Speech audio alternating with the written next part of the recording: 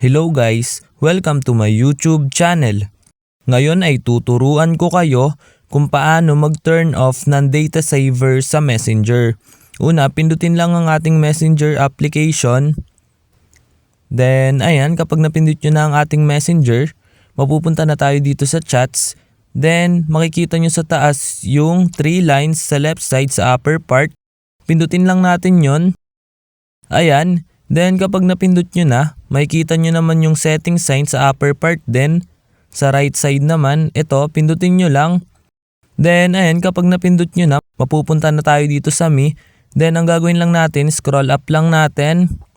Then hanapin natin yung data saver.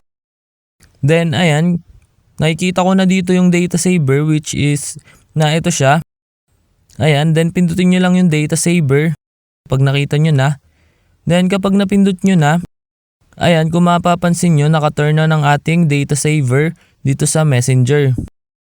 Ayan, kung makikita nyo, naka-turn on, naka-blue. Gagawin nyo lang, pindutin nyo lang ito para ma-turn off ang ating data saver. Ayan, kung mapapansin nyo, naka-turn off na ang ating data saver. Then nakasulat na rin dito sa taas is off. Ayun, ganun lang naman kadali mag-turn off ng data saver dito sa Messenger. Ayun lang. Thanks for watching. Subscribe me for more videos like this. Thank you.